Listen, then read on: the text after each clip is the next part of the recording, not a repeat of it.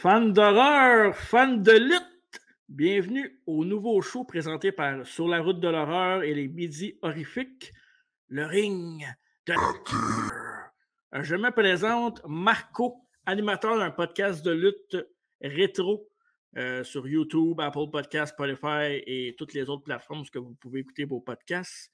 Et le concept du show, du podcast, ça va être de mélanger la lutte et l'horreur, qui sont deux mondes éloignés, mais pas si loin que ça. Donc, plusieurs similitudes entre les personnes qui aiment l'horreur et la lutte professionnelle. Et évidemment, j'aurai des invités à chaque semaine, à chaque 2 semaines, désolé. Chaque 2 semaines, on aura le show le midi. Donc, je vais recevoir des réalisateurs, des producteurs, des lutteurs, des cascadeurs, et j'en passe. On va parler de long en large du monde de l'horreur dans la lutte professionnelle. Donc, si vous êtes fan de lutte, c'est pour vous. Si vous êtes fan d'horreur, c'est aussi pour vous, et vous pouvez découvrir le monde de l'autre. Donc, ça va être très, très intéressant. Bien hâte de vous jaser de ça à chaque 2 semaines sur les midis horrifiques, à ne pas manquer. Et pour mon premier sujet, eh bien, je n'ai pas cherché bien loin. C'est un sujet que tout le monde connaît, évidemment, un peu comme Hulk Hogan et la lutte professionnelle. Il est le maître de l'horreur et de la gimmick, on peut appeler ça comme ça. On va parler de Undertaker et de son personnage, ma foi, très bouleversant. Donc, Undertaker, qui fait partie du monde de la lutte professionnelle depuis plus de 30 ans, avec son personnage d'homme d'outre-tombe. Donc, et comme invité, j'ai l'honneur pour cette première d'accueillir mon co-animateur de notre podcast Entre deux chaises de métal que je vous parlais un peu plus tôt. On est deux. Mon animateur, mon co-animateur, Monsieur TJ Holiday. Et bonjour tout le monde! Salut Marco! Salut TJ, bienvenue! Sur le ring de la terre. J'ai eu de la misère avant de m'en venir, il y avait beaucoup de toiles d'araignée sur le bord de la porte. Ouais, j'ai pas fait le ménage. Ah, d'accord. Mais évidemment, ça allait de soi. Oui. Je ne m'avais même pas présenté. C'est Marco. Je m'avais-tu présenté? J'ai-tu dit Oui, Marco? c'est présenté. Ok, Oui. j'ai dit Marco. Je stressais un peu, je vais l'avouer. Là. Habituellement, c'est toi qui fais les intros. C'est vrai. Mais ça allait de soi. Hein. Premier podcast, évidemment, tu m'as amené dans le monde de la lutte, je t'emmène dans le monde de l'horreur, mais tu ne seras pas très, très dépaysagé, parce qu'on va parler d'aujourd'hui d'un personnage que tu connais super bien du monde de la lutte professionnelle, l'Undertaker, mon cher. Oui. Mark Calloway, de son vrai nom. Oui. Parce que c'est pas un deadman pour vrai. Là. Non, non? Taker, évidemment, synonyme. Non, pas pour vrai. Tu savais pas? Ok. Ben, je savais pas. Je te l'apprends ici sur le ring de la terreur. Oui, Taker, évidemment, comme tu as dit, c'est un personnage vraiment mythique, là, vraiment qui, là, depuis 30 ans. Là il a pris sa retraite officiellement l'année dernière. Mm-hmm. Mais là, non, Taker, évidemment, on l'a vu toute sa carrière, ou presque, là, de long et en large. Là, puis c'est quelqu'un qui laisse personne indifférent, puis une vraie légende dans le monde de la lutte. Oui, le meilleur personnage créé pour le monde de la lutte professionnelle, parce que, tu sais, un personnage je dis l'homme d'outre-tombe, mais c'est un... comment qu'on peut appeler ça? Il y a un terme plus exact là, pour son personnage. C'est un... pas un embaumeur, mais un... Pas un croque-mort, toujours. Un croque-mort, si on veut. Ouais, c'est un peu un croque-mort. Un personnage de croque-mort qui dure 30 ans, c'est quand même bon. Et évidemment, il y a eu d'autres gimmicks entre-temps, mais c'est la gimmick qui a accroché le plus les gens. Mm-hmm. Gimmick créé de toutes sortes par Vince Kennedy McMahon, le géant de la lutte professionnelle. Le grand Manitou. Oui, qui a pris sa retraite forcée cette année. On va dire ça comme ça. On ne rentre pas dans les détails ici. Là. Oh que non, mais c'est de l'horreur, mais on ne rentre pas dans les détails. Google. Et tu connais l'histoire de Mark Calloway, la fois que Vince McMahon a appelé Mark Calloway chez eux. Oui. Qui a dit ouais, salut, est-ce que je parle à l'Undertaker? Puis Mark Calloway qui est comme what the fuck? Oui. Oui, c'est lui. Et Vince McMahon qui lui donne rendez-vous à son bureau. Mm-hmm. Pour créer le personnage d'Undertaker. Et TJ, tu m'as déniché quelques dessins de ce personnage d'Undertaker qui est très intéressant. Donc, c'est les croquis que la WWF a fait à l'époque pour essayer de. On voit le Reaper un peu pour aller chercher une source d'horreur, si on veut, là, pour vraiment rentrer, pour faire peur aux gens. Très dark. C'est ça. C'est un personnage un peu inspiré d'une bande dessinée. Undertaker, entre le mauve et le noir, là, on voit que c'est plus défini vers la fin. On voulait lui faire porter un masque aussi, mais ça a été rétracté par la suite par Vince McMahon. Et si je ne me trompe pas, c'est Pat Patterson qui avait dit que c'était peut-être pas une bonne idée que Taker porte un masque. Mais plus tard, il en a porté un de force. Là. Il y a eu une blessure à l'œil qui a forcé qu'il porte un masque genre fantôme de l'opéra, si on veut. C'est exactement ça. C'est le masque du fantôme de l'opéra. Très bien dit.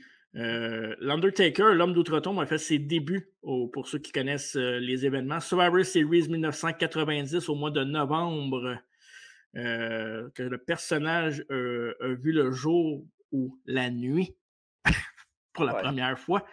Donc,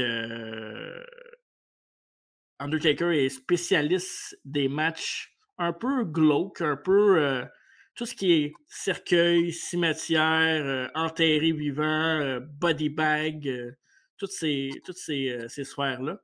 Combat de feu aussi. Combat de feu, c'est vrai, j'avais oublié ça, c'est le Inferno match. Oui. Le premier match, c'était contre son frère, je ne me trompe pas, non? Oui, le ring était alentour, il y avait du feu. Ouais. Puis à tous les coups qu'il y avait, ben, le feu montait encore plus haut. C'était le premier qui mettait l'adversaire, qui mettait l'autre en feu, qui gagnait le combat. Juste ça. Oui, match qui avait été repris en 2020 avec Bray Wyatt et Randy Orton, qu'on vous parlera un peu plus tard dans la saison. L'excellent Bray Wyatt, qui est un de mes préférés. L'Undertaker moderne, comme j'aime l'appeler. Oui. Puis rapidement, une petite anecdote sur l'Undertaker. Vas-y. Quand il était Vince l'a appelé chez eux, il m'a dit est-ce que je parle à l'Undertaker? Il a dit oui. Mais dans sa tête, parce qu'à l'époque, à Survivor Series 90, il y avait une promotion qu'il y avait avec un gros œuf géant qui était dans toutes les arénas du pays où ils faisaient leur gala. C'est vrai. Puis éventuellement, ça donnait que c'était un genre de mascotte, si on veut, le Comedy Gooker qu'il appelait. Puis dans sa tête à lui, il voyait ce qui se passait, il suivait le produit évidemment. Puis il avait vraiment peur que ce soit lui qui soit dans l'œuf, puis que ça scrape toute sa carrière avant de commencer avec la grande compagnie. Oui, exact. S'appeler, mettons, l'Undertaker puis sortir d'un œuf. Exactement, oui. Ouais. Donc, c'était pas les plans destinés pour l'Undertaker, évidemment, avec les dessins qu'on vous a montrés, le personnage de Reaper un peu. Le mercenaire de la mort, on pourrait l'appeler comme ça aussi, c'est un très beau nom. Correct. Les premiers matchs qui ont eu lieu, bien évidemment, on parle de service funèbre, de service de pompe funèbre. Ben, il y a eu des matchs où ce que l'Undertaker devait. Ben, le match, c'est que le premier qui mettait l'adversaire dans un body bag, les fameux sacs qu'on prend pour transporter les cadavres. Donc, c'était un peu la gimmick de l'Undertaker, dans le fond, c'est que souvent, il gagnait ces matchs-là contre des lutteurs plus ou moins importants, mon cher TJ. Oh, ouais, contre ce qu'ils appellent dans le jargon du métier des jobbers, là, du monde qui sont là pour perdre contre les lutteurs établis. Donc, ça donnait déjà beaucoup l'empreinte au personnage, là, le sac de mort, la face un peu blanche, là, qui est un peu blême. C'est quelqu'un, c'est un mort vivant un peu. Là. Ouais. Donc, à part avec la permanente, avec les cheveux roux, là, ça casse un peu le moule, mais bon. Faut bien commencer quelque part. Faut commencer quelque part. Et parlant de commencer quelque part, bien évidemment, on parle de pompe funèbre et de body bag. Ben, la suite logique, c'est de mettre son adversaire dans un cercueil. Ouais. Donc, un match qui deviendra un casquette match, mais qui était plutôt appelé le coffin match au début. Le coffin match. Et le premier match a eu lieu contre un autre monstre, si on veut, Kamala. Oui. Pas pour les mêmes raisons. Pour Survivor Series, 2 ans plus tard de son début, en 92. Ouais. On a introduit le cercueil, on voit les couleurs mauves là, à ceux qui l'écoutent sur YouTube, parce que oui, on va être aussi disponible en audio, donc mais ça va être plus intéressant de le regarder sur YouTube, ce podcast-là. On va avoir plus de matériel à vous montrer au courant des prochaines semaines. Évidemment, avec les invités aussi en Zoom call, c'est toujours intéressant de voir la binette de nos invités. Donc, Kamala, par exemple, c'était quoi sa gimmick en tant que telle à Kamala? Parce que, C'était tu sais, un, il était maquillé, là. C'est un Africain, si on veut. Ouais, c'est un Africain. c'est un cannibale, dans le fond. C'était-tu un cannibale, pour vrai? Ouais, c'est un cannibale, ouais. OK. Puis, as-tu déjà mangé du monde? Ben, il y a déjà eu un segment à la télévision avant où il avait fait à semblant qu'il avait mangé un poulet vivant, là. Oh ouais, non, mais il a Pour fait, vrai? ouais, ils ont fait un zoom sur lui qui pognait l'animaux dans la cage. Ils ont montré Vince McMahon puis d'autres choses, puis ils ont arrivé, puis il y avait plus de poulet dedans. Là, je ris parce qu'on parle vraiment de lutte trop souvent, là, plein de fois Ouais, par semaine, puis je savais même pas cette histoire. ouais, c'était un show qui s'appelait TNT, Tuesday Night Titans, qui avait, je te dirais, c'est peut-être vers les années 85-86 à peu près. Fait que ça fait quand même un bout, là. Ouais, puis ceux qui connaissaient pas TJ, vous allez le deviner, là, c'est une encyclopédie, donc tout ce qui a rapport à la lutte, là, c'est un peu le Paulude de la lutte, Oui, en effet. mais sans sa carrière dans les boys, Ouais. malheureusement. Évidemment, on parle de cercueil, plusieurs matchs de cercueil qui sont venus par la suite avec Undertaker. Là, on pourrait en nommer quasiment une trentaine, là, je pense. Là. Ouais. À un moment donné, c'était très mythique, mais c'est devenu rapidement exagéré, si on peut dire ça comme ça. Mhm. Mais c'était jamais banal. À chaque fois qu'Undertaker était là, les gens aimaient ça, voir ça. Ça faisait partie de son personnage. Souvent, on avait des gros monstres, là, comme on voit à l'écran sur YouTube, Yokozuna, qui lui avait très peur du casquette. Ça lui donnait chaud. Oui, Donc, il fuyait le casquette. Kamala aussi, qu'on a parlé, le cannibale, avait oui, énormément peur des cercueils. Aussitôt que le cercueil, le coffin, dans ce temps-là, s'approchait, il fuyait comme une poule pas de tête. La poule oui, qui a mangé, peut-être. ça doit être ça. C'est un bon lien. Oui, oui. Et, évidemment, transition de cercueil à enterré vivant. Fait que les matchs enterrés vivants, ben, qui s'appellent plutôt les Buried Alive match, ben, je peux te laisser expliquer un peu le Buried Alive match, le concept. Là. Ben, dans le fond, Buried Alive, ce qui se passe, c'est qu'à l'aréna où ils faisaient leur combat, ben, il y avait une grosse pierre tombale, Ouais. avec évidemment ben, un trou avec de la terre à côté. Mhm. Puis le but du match, c'était le premier adversaire qui rentrait l'autre opposant dedans, qui l'enterrait complètement vivant avec la terre et plantait la pelle sur le tas de terre, bien important, mais était Mhm. déclaré gagnant. Puis le premier combat de cette sorte-là est arrivé à Inner House en octobre 96. Ouais, exactement.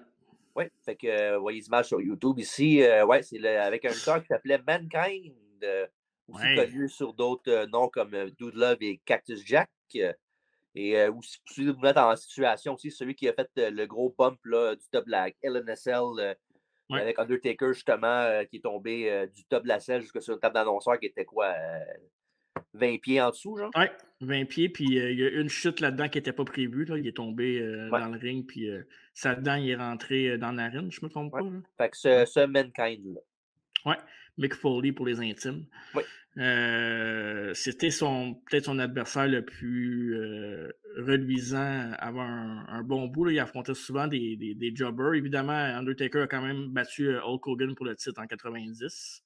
91, c'est ça? 91? ouais, en effet, ouais, ouais. Ouais, 91. Ouais. Donc, c'est quand même important parce que Hulk Hogan, à l'époque, c'était la méca de la lutte.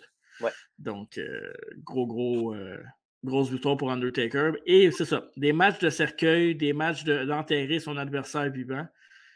Comme TJ a parlé tantôt, le match Inferno. Ben ça, le match Inferno, ben, ça a été la rencontre avec son frère parce que. Mais évidemment, je parle d'Undertaker, mais j'ai oublié de mentionner qu'il y avait une partie importante d'Undertaker dans son personnage, puis c'était son manager. Hein. Oui, Paul Bearer, il ne faut pas passer sous silence certain. C'est la colonne vertébrale de la gimmick, si on veut. Ouais. C'est lui qui s'occupait de.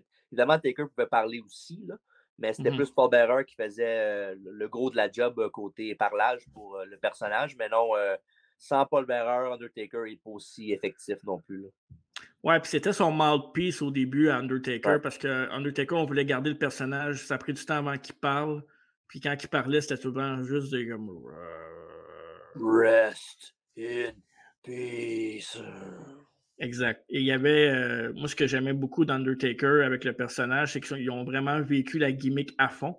Oui, Puis justement, avec Paul Bearer, il y avait un segment, si on veut, un genre de talk show, oui. on peut appeler ça ainsi, qui était, Le Funeral Parlor. ouais, donc il invitait des lutteurs dans son salon funéraire qui était live sur le stage, Ouais. mais le décor était tellement sombre, tellement bien fait que tu avais vraiment l'impression d'être dans une genre de maison hantée plus que d'un salon funéraire, parce qu'il n'y a aucun salon funéraire qui ressemble à ça, parce que Non. ça serait déprimant plus que d'autres choses. Ouais. Puis il a fait plein d'affaires dans ce Ouais. segment-là. Un moment donné, il avait mis l'Ultimate Warrior, qui est un autre personnage quand même coloré, si on peut Coloré. dire ça comme ça. Mhm. Puis il l'avait mis dans le cercueil qui est à côté, puis il l'avait barré à clé. Fait qu'il a fallu qu'il pogne une barre à clous puis qu'il le défasse au complet. Puis le gars qui était dans le Warrior, ben, il avait perdu connaissance. Fait que plein d'affaires de même que quand tu as genre 6-7 ans, ça va te ressembler dans la tête, c'est sûr. Puis là, le monde va dire, est-ce qu'il avait perdu connaissance, qui est faible, dans le sens que, est-ce que c'était arrangé ou il avait vraiment perdu connaissance? Ouais. Puis le pire là-dedans, c'est que ce gars-là, le Ouais. Warrior, n'était pas le gars le plus populaire backstage, on peut dire ça, Ouais. hors du ring. Fait que ceux qui s'occupaient d'ouvrir le cercueil avec la barre à clous, ils ont pris leur temps avant de l'ouvrir. OK, fait que dans le fond, ma question, c'était vraiment, il a perdu connaissance pour vrai, là. Ben, ils l'ont laissé dans le cercueil longtemps. Puis ceux Pour qui le s'occupaient. faire un peu chier, dans le fond, c'est Ouais. ça? Puis ceux qui s'occupaient de le défaire, c'était les agents qui travaillaient backstage avec les lutteurs pour préparer leur combat et tout ça. Mhm. Puis disons qu'ils n'étaient pas aimés backstage à cause qu'il avait une tête enflée un peu, on peut dire ça pour être poli. Là. Ouais. Puis ils ont pris leur temps avant de le défaire du cercueil. Fait que ça a donné ça. Tant mieux, ça lui a peut-être donné une leçon, Je note, pense pas. parce qu'il a continué à faire ses trucs après. Ouais. C'est Le quoi le pause en moment fait. c'est quoi le moment le plus horrifique pour toi de l'Undertaker? Parce que si on reste dans la thématique de l'horreur, y a-t-il un moment qui t'a effrayé d'Undertaker? C'est peut-être pas le lutteur qui t'a effrayé le plus, mais c'est quoi le moment le plus effrayant de Taker, selon toi? Ben, moi, je te dirais pas. Effrayant, c'est peut-être pas le meilleur mot. Je te OK? dirais le moment qui m'a le plus marqué d'Undertaker côté divertissement, côté spooky, là. Ouais. C'est quand un des casquettes matchs qu'il y avait eu contre Yokozuna au Rumble 94, où évidemment, ben, Taker, c'est un gars qui est dur à battre, évidemment, vu qu'il est supposément mort. C'est celui-là sur. Oui, exactement, oui. Ouais? OK, parfait. Puis, ouais, c'est ça. Fait que celui qui était avec Yokozuna, M. Fuji, son gérant, Ouais. il avait engagé du monde pour en fond, attaquer Undertaker. Il était 10 contre 1 à un moment donné. Mais même à ça, Undertaker, évidemment, il attaquait tout le monde. Il n'avait peur de personne. Sauf que M. Fuji a attaqué de dos le gérant de Undertaker, Paul Bearer, qui avait l'urne avec lui, qui avait tous les Ouais. pouvoirs de Taker. Puis ils l'ont ouvert. Fait que tu voyais toute la fumée verte aller dans le haut de l'aréna. Fait que là, évidemment, Taker avait plus d'énergie, il avait plus sa force. Fait qu'ils ont été capables de le dominer, toute la gang au complet. Ils l'ont Ouais. mis dans le cercueil, ils l'ont fermé, ils l'ont barré à clé, puis tout, pour vraiment être sûr qu'il ne sorte pas. Puis rendu dans l'entrée, ben, il y a eu comme un peu du bruit de tonnerre qui est arrivé. Ouais. Puis on entendait la voix la voix d'Undertaker qu'on entendait. Dans Puis, l'aréna. puis les lutteurs qui commençaient à avoir de la fumée qui sortait du cercueil, ben, les lutteurs commençaient à avoir peur. Puis après ça, on a vu comme quoi Undertaker était dans l'écran géant. Puis c'était une vue dedans le cercueil qu'on Ouais. voyait, là, supposément. Évidemment, on sait que. Ouais. C'est arrangé. Ouais. Ben, newsflash, tout le monde, désolé. Puis, ouais, non, fait que c'est ça. Fait que bon, après ça, on l'a vu, il a fait un petit speech comme quoi que l'Undertaker, même s'il il est à terre, il ne mourra jamais. Il va être éternel tout le temps. Fait que là, on a vu encore un petit peu bruit de tonnerre, puis ça a fait une explosion. Puis on a vu d'en haut de l'écran l'Undertaker monter dans les cieux. Ouais. Fait que vraiment quelque chose, tu sais, évidemment, c'est un peu, comment je pourrais dire ça, cheesy. Ouais. Mais non, c'est vraiment quelque chose de vraiment effectif. Puis c'est vraiment ce qui a fait que l'Undertaker a passé de personnage que le monde aimait bien à légende vraiment là, Ouais. incroyable. Puis il ne faut pas oublier que côté effets spéciaux, on parle de 1994. Ouais. Fait que on n'est pas avec tous les budgets qu'on a aujourd'hui. Puis c'était vraiment cool pour l'époque. Ouais. Puis c'était une gimmick vraiment que, il n'y en avait pas d'autres vraiment. Là. Oui, avec Kamala et tout, mais Undertaker, c'était les lumières tamisées, le tonnerre. Moi, ce que j'aime bien aussi, c'est que, on va le voir en extrait dans pas long, là, c'est La musique qui a été composée par, selon moi, un des meilleurs compositeurs de musique, en tout cas, surtout au niveau de la lutte professionnelle, Jim Johnston, qui Ouais. joue l'Undertaker au piano. Écoute, la façon qu'il composait les chansons pour les lutteurs, c'était vraiment un empreinte sur le lutteur. Ça fitait avec le lutteur. Oui. La tune d'Undertaker, je pense que tout le monde connaît cette tune-là. Là, je veux dire, c'est une Iconique. Iconique, ouais, c'est ça. Ouais. Donc, c'est très. Tout allait avec le personnage, la musique, les lumières tamisées, le tonnerre, la boucane, comme tu en as parlé aussi, parce que plus tard, dans son processus de personnage, il y avait souvent de la boucane dans son entrée, chose qu'il n'y avait pas au départ. Ouais. Donc, ils ont rajouté ça comme un layer de plus, si on veut. Ouais. Donc, Puis, ouais, vas-y. Puis un petit aussi, que Undertaker, une chose qu'il faisait souvent dans ses combats, c'est quand il était à terre pour faire semblant Ouais. qu'il est down and out, là, il était en situation finale, là.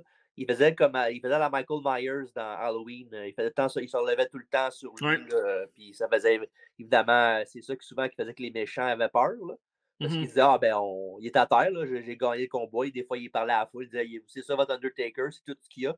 Puis là, il se relevait, puis les lutteurs commençaient à capoter. Puis des fois, ils se sauvaient aussi. Là. Les arbitres aussi se sauvaient souvent quand ils regardaient Ouais. les arbitres. Là, ça faisait partie de la gimmick. Ça, puis il roulait ses jeux en arrière de sa tête aussi. Ouais, ça. On l'a fait beaucoup de fois quand on était jeune. Combien de personnes ont imité ça?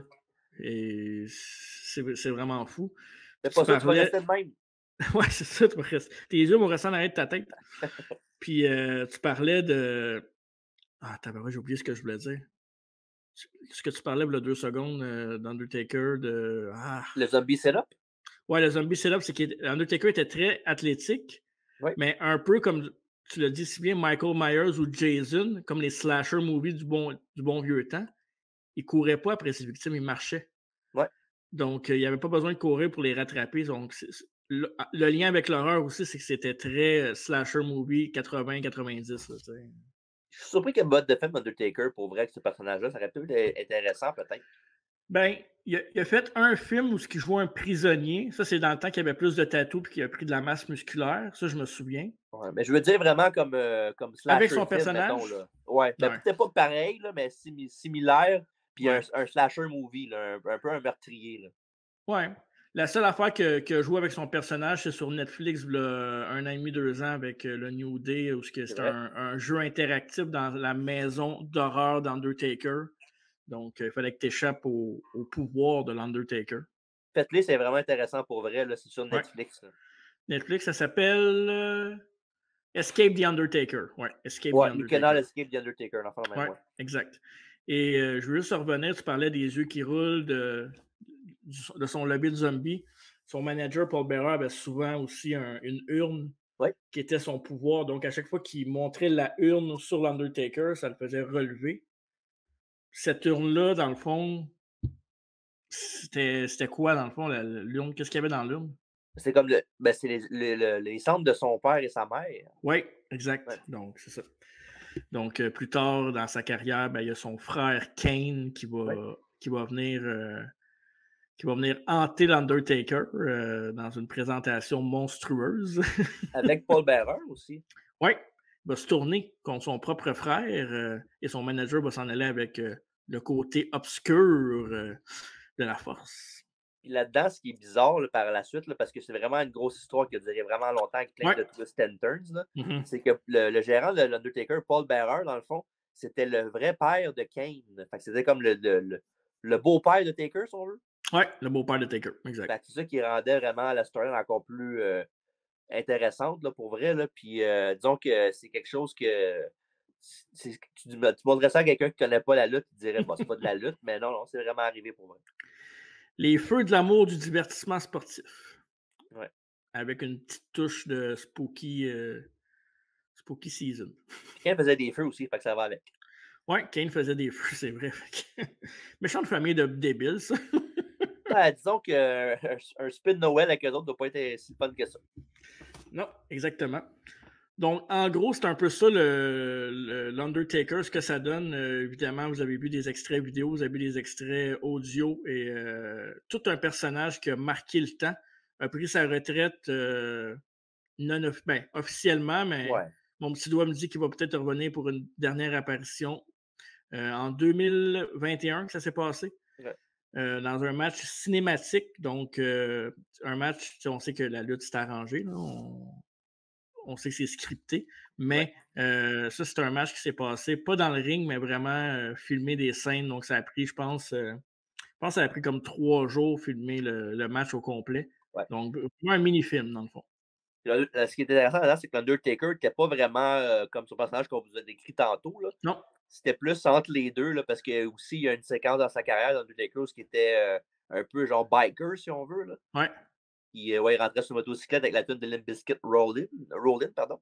Mm-hmm. Puis non, ben, dans ce combat-là, il est vraiment arrivé. Il était plus entre les deux, là, mais non, ce match-là était vraiment bon. Là. Je pense que d'après plusieurs aussi, là, c'est le meilleur match cinématique qu'ils ont jamais fait à WWE. Oui, donc allez voir ça. C'était pendant la pandémie, donc une belle façon d'être créatif, puis ça fitait très bien avec le personnage qui était l'Undertaker. Et mon cher TJ, pour envoyer nos téléspectateurs au prochain rendez-vous, ben, je vais te laisser dire 3 mots qui peut nous faire reposer en paix. Je peux en dire 5? Non, tu peux pas dire plus que 5 mots. Mais Pourquoi? avant, parce que j'ai décidé, c'est mon podcast, ça, c'est Ben pas là, le tien. Là. T'es un invité ici. Là. Les deux autres, ils vont avec, j'ai pas le choix. Tu veux-tu que je t'enterre vivant? Non, c'est correct. Parfait. Donc, je vous donne rendez-vous dans 2 semaines et dans 2 semaines, on va y aller avec l'historique. Le sujet, ça sera l'historique des masques dans la lutte professionnelle. Donc, tout ce qui touche à masques, tous les lutteurs, les masques un peu spooky ou pas nécessairement de peur, mais tout ce qui a touché au déguisement et masques des lutteurs dans le monde de la lutte. Donc, dans 2 semaines, ça va être ça notre rendez-vous, comme Kane, le frère de l'Undertaker, et Mankind qu'on a parlé dans le podcast. Donc, ça va être très, très, très intéressant. J'espère que vous avez aimé le premier épisode. J'espère que vous avez aimé découvrir l'Undertaker. Si vous le connaissiez déjà, ben, TJ vous a amené sa petite touche historique de choses que je suis sûr que vous n'avez jamais vues. Puis, juste avant de finir, moi, mon moment qui m'a peut-être effrayé le plus, ben, oui, il y a ce moment-là que tu as dit au 94, mais il y a aussi quand il avait mis le corps de Diesel dans le cercueil, que Diesel, qui était un autre lutteur, qui a ouvert le cercueil et qui a vu son propre corps dans le cercueil, qui était un sosie, dans le fond. Donc. Non, c'était vraiment lui. C'était vraiment lui? Ils ont arrangé ça au montage. En fond, ils ont mis sa queue dans une place où il n'y avait pas de fans. Mm-hmm. Ils ont juste montré le vrai Diesel à regarder. L'autre séquence, fait qu'ils ont arrangé ça comme ça. OK. Mais sur place, c'était un. Sur place, c'était un dummy. Là, ouais, c'est ça. Ouais. OK, parfait. Donc, ben, merci. Ben, qu'est-ce que Undertaker nous dirait pour finir un podcast? Rest.